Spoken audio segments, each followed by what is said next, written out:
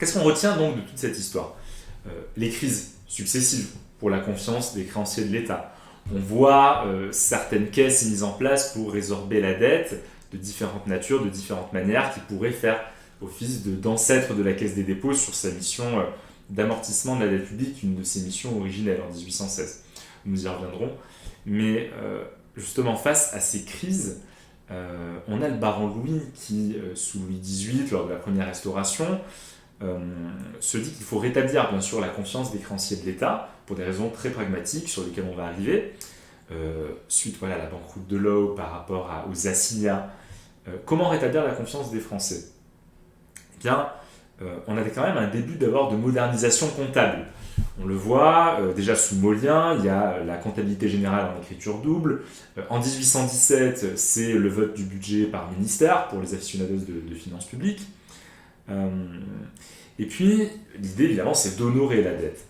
Donc, pour cela, lorsqu'on arrive sous Louis XVIII, on a une circulaire en 1814 qui propose des sortes de bons du trésor, un petit peu avant l'heure, qui seraient rémunérés 2% tous les 3 mois. Donc, sur une année, ça fait 8%. Donc, ce sont des conditions pour l'État pour s'endetter. Les taux sont énormes, mais la confiance est si dégradée qu'on ne peut le faire qu'avec ce taux-là.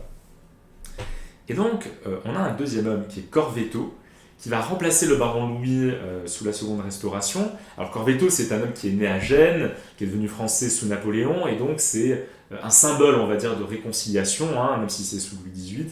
L'idée, c'est de garder le symbole qu'il représente aussi. Et Corvetto, parce qu'il est très embêtant, évidemment, pour l'État de s'endetter à 8%, se dit qu'il faudrait créer un établissement qui sera vraiment dédié, un petit peu comme la caisse d'amortissement et de garantie, à l'apurement de la dette publique. Et c'est uniquement par la confiance et la stabilité dans l'amortissement de la dette que les taux d'intérêt pourront se réduire progressivement et que les Français voudront prêter à l'État. Et donc Corvetto va lancer 2 caisses en fait séparées au départ, la caisse des dépôts et la caisse d'amortissement, et il va doter ces caisses d'un capital de 20 millions, qui passera à 40 millions, ce qui est énorme, de francs.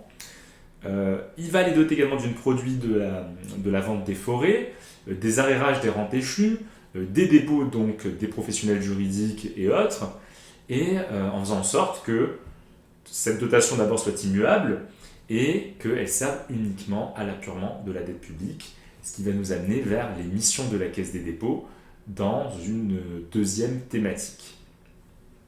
Merci pour votre attention et n'hésitez pas évidemment à vérifier les dates parce qu'il est possible qu'il y ait des inexactitudes que j'essaierai de corriger par des notes ou un montage vidéo.